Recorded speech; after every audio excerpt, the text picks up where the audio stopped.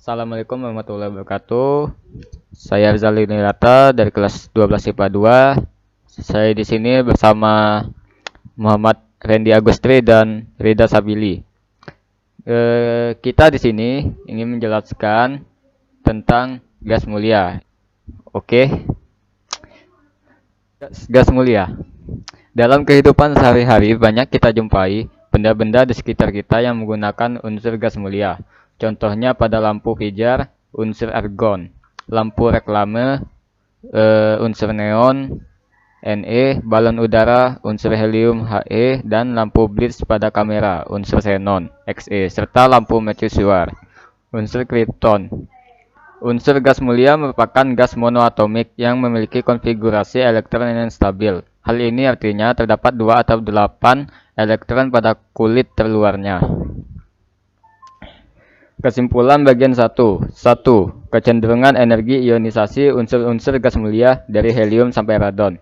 Berdasarkan tabel, semakin bawah letak unsur gas mulia pada tabel periodik, maka jari-jari atomnya akan semakin besar, sedangkan semakin tinggi letak unsur gas mulianya, maka energi ionisasinya juga akan semakin tinggi. Dalam kasus ini, gas yang terletak paling bawah memiliki jari-jari atom yang lebih besar dan energi ionisasi yang paling kecil. Sedangkan gas mulia yang terletak paling atas memiliki jari-jari atom paling kecil dan energi ionisasi paling besar. 2.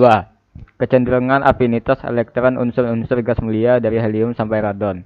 Dalam satu golongan pada tabel periodik unsur dari atas ke bawah, afinitas elektron cenderung semakin kecil. Dengan banyak pengecualian, secara umum kecenderungan afinitas elektron terhadap suatu golongan adalah semakin bawah maka afinitas semakin kecil.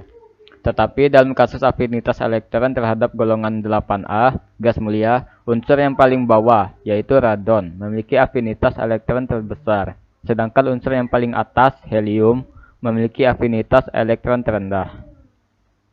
3. Kecenderungan jari-jari unsur-unsur gas mulia dari helium sampai radon. Semakin bawah letak unsur gas mulia pada tabel periodik, maka jari-jari atomnya akan semakin besar. Sedangkan semakin tinggi letaknya, maka jari-jari atomnya semakin kecil. 4. Kecenderungan keelektronegatifan unsur-unsur gas mulia dari helium sampai radon. Dalam satu golongan, keelektronegatifan unsur dari atas ke bawah makin berkurang, maka kemampuan inti untuk menarik elektron menjadi lemah. Akibatnya, keelektronegatifan unsur makin lemah. Nah, berdasarkan grafik keelektronegatifan terhadap gas mulia, dapat kita simpulkan bahwa unsur radon yang terletak paling bawah memiliki keelektronegatifan lebih kecil dibandingkan 2 unsur di atasnya.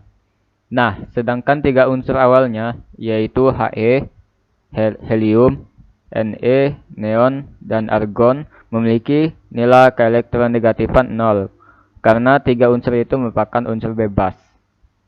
5. Hubungan kereaktifan unsur gas mulia dengan keelektronegatifan. Hubungannya adalah sama-sama memiliki sifat semakin bawah unsur dalam suatu golongan, maka semakin kecil nilai kereaktifan dan keelektronegatifannya. Yang hanya membedakannya adalah untuk kereaktifan hanya untuk unsur non-logam, sedangkan untuk keelektronegatifan untuk unsur semua non-logam dan logam. Oke. Baiklah, pada bagian ini akan dijelaskan oleh Muhammad Randy Agustri.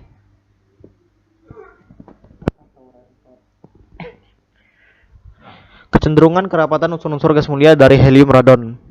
Berdasarkan tabel di atas, dapat disimpulkan bahwa semakin bertambahnya massa atau relatif dari setiap unsurnya, maka kerapatan unsur gas mulianya akan semakin bertambah. Artinya, nilai kerapatan gas mulia dipengaruhi oleh massa atom, jari-jari, dan gaya London, dan sebaliknya. Faktor yang mempengaruhi tinggi rendahnya titik didih dan titik leleh gas mulia. Berdasarkan tabel di atas, dapat disimpulkan bahwa faktor yang mempengaruhi titik tinggi rendahnya titik leleh dan titik didih gas mulia adalah nomor atom dan massa atom relatif dari unsur tersebut.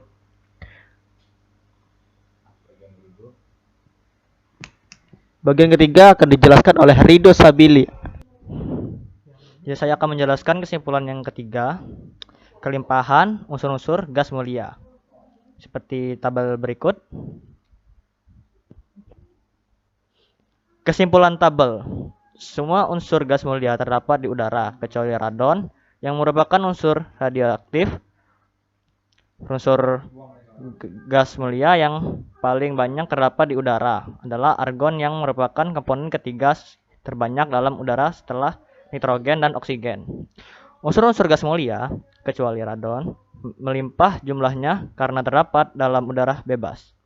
Sedangkan helium adalah unsur yang terdapat yang terbanyak di alam semesta karena helium merupakan salah satu unsur penyusun bintang.